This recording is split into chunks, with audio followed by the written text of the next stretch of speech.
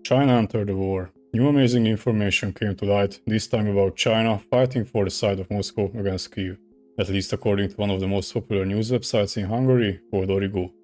Did China really enter the war, or is this a lie? Well, it's not a lie, but it isn't true, and I will tell you why. I will also tell you how the media manipulates you and how you can avoid it. First, let's just read past the headline and the first sentence. Chinese mercenaries are fighting alongside Russia. You can immediately see that they stepped back from the initial claim. Or did they? The Hungarian media is among the best in the world, not necessarily in quality, but when it comes to opinion forming, it is far ahead of its competition. If you want to spread a certain narrative or opinion, it helps if you can use the facts to support your opinion. But what if the facts are not so helpful? You can't just lie on the internet, can you? Well, not really. Like many other countries, Hungary has also laws regarding fake news. And if Origo would just publish articles with fake information, they wouldn't last very long. But they don't have to publish fake news because they realize a very important thing. It doesn't matter what they say, what matters is what you understand. When they say that China entered the war, what you understand is that China officially joined the war, mobilizing its own army, commanding their army themselves and directly fighting against Ukrainian troops. And it is not just a mistranslation by Google. The original Hungarian text gives the same impression. But the very next sentence gives a clearer picture. Chinese mercenaries are fighting alongside Russia in Ukraine. So the first impression you had is wrong. China entered the war, but not in a way you assumed. It entered by sending mercenaries. But did it? Did they really send mercenaries? And what does that even mean? You can interpret it to mean a similar situation as with Wagner and other PMCs that were contracted by the Russian government that had a great influence over them, until they didn't.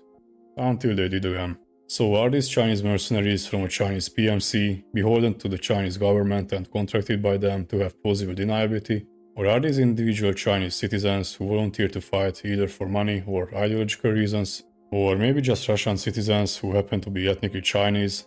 Well, we have no idea, because the entire Newsweek article is based on this. Наш китайский доброволец общается с командиром.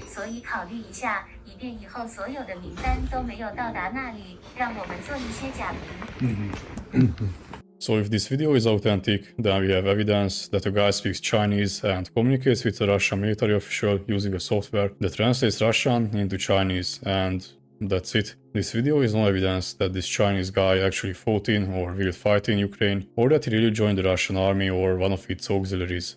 This could be just a propaganda video filmed for whatever reason. Even if we accept the fact that this person joined the Russian army, is this a single unique case, or are there others who did the same? If so, how many? Are they endorsed or supported by China? Does China even know about this? Is the guy even a Chinese citizen, or just someone who speaks Chinese? So, based on unverified claims, Newsweek made this article. They were spotted fighting for Russia. Where? Can you show it to me? Because the video they are referencing shows no such thing. So, do they have any evidence for their claims, or is this fake news? Well, technically it's not fake news, and if you read the article, then you will understand why. They don't say that the Chinese mercenaries are fighting for Russia. They say that, according to a Russian military blogger, Chinese mercenaries are fighting for Russia. And with a single word, they are not reporting on events that are happening. They are just reporting that a guy reported that an event is happening. Why is this important? Because even if the event is not true, meaning that Chinese mercenaries are not actually fighting for Russia, it is irrelevant. They did not lie, because they reported on some random guy making a claim about this event.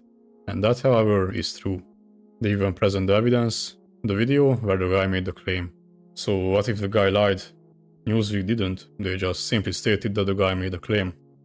And then Origo took it even further, and reported that Newsweek reported that a random guy reported that Chinese mercenaries are fighting for Russia.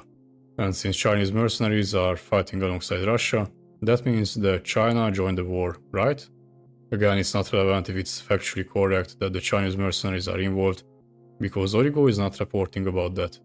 They are reporting about some other news outlet reporting about that. And that in turn is factually correct, as you can see. So what is the trick?